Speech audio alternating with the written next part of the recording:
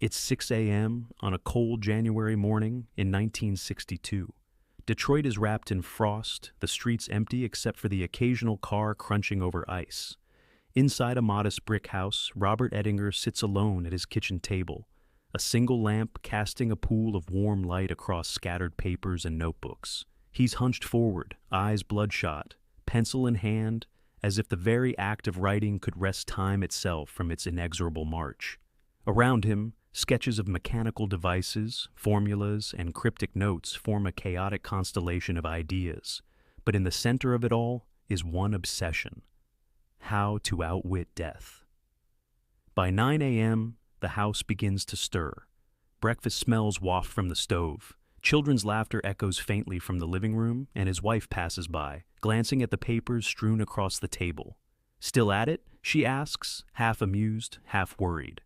Robert doesn't answer. He's imagining the future, hundreds of years from now, where medicine has conquered the illnesses that claim human lives, where aging is reversible, and where frozen men and women awaken in a world they can barely comprehend. To him, this isn't fantasy. It's inevitable. Death is simply a problem waiting for a solution. By 2 p.m., Robert has drafted the first pages of what would become his seminal essay, The Prospect of Immortality. He writes with a feverish intensity, outlining the physics, biology, and philosophy of cryonics. He doesn't sugarcoat it. He acknowledges the limits of current science, but he also insists on the potential of future breakthroughs. The logic is simple, yet radical. If human consciousness is a pattern of molecules, that pattern can be preserved, frozen at the moment of death, and restored when technology allows. It's audacious. It's terrifying. And for Robert, it's beautiful. Within months, the essay circulates through science fiction clubs and university mailing lists. Some call him a visionary, others dismiss him as a crackpot. But Robert doesn't care about approval. He wants believers, people who are willing to risk everything, even their mortality, on the hope of resurrection. By 1965, he has founded the Cryonics Society of Michigan, and a small but devoted group of followers emerges, eager to test the boundaries of life itself. It's 11 p.m., and the laboratory in his basement hums with the sound of centrifuges and cooling equipment. Robert paces between tanks filled with liquid nitrogen, monitoring temperatures, checking notes, calculating the exact rates at which biological tissue can be frozen without damage. Every detail matters. Every variable must be accounted for. To an outsider, the scene might seem morbid or obsessive, but to Robert, it's a cathedral of hope. Here, in these humming tanks, lies the future of humanity, or at least the chance to extend it. By 1970, his vision begins to take shape in tangible form. The first cryonics patients are placed in storage. They are ordinary men and women, teachers, engineers, dreamers, who have accepted the promise that death is negotiable. Robert oversees each procedure with meticulous care, noting every pulse, every drop in temperature, every chemical reaction. It is a ritual, precise, and almost sacred. He documents everything, confident that one day, science will advance far enough to justify the risk he has asked them to take. Midnight comes, and Robert sits alone again, sipping black coffee, watching the nitrogen tanks breathe. His thoughts drift to his own mortality. He is no longer young, he is well into his 60s, and the inevitability of death weighs on him. But he is also buoyed by hope, the same hope that has driven him for decades, that has inspired a movement, that has convinced his family to entertain the unthinkable, being frozen after death, preserved for a future they may never see. By 1980, the Cryonics Society has expanded, drawing attention from both media and skeptics. Television crews arrive, reporters ask uncomfortable questions, and scientists debate the ethics and plausibility of what Robert has built. "You're playing God," they say. He smiles, but he doesn't respond. Robert isn't interested in philosophy, he's interested in results. And the results so far are the patients in the tanks, silent witnesses to a radical vision of life.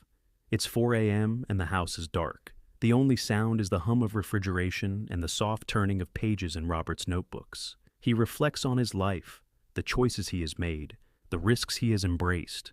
He knows that no one else truly understands the magnitude of what he has undertaken. To be frozen is to bet against time itself, to place faith in a future you may never witness. But for Robert, the bet is worth it. Eternity is worth it. In 2011, at the age of 92, Robert Ettinger finally makes the ultimate commitment.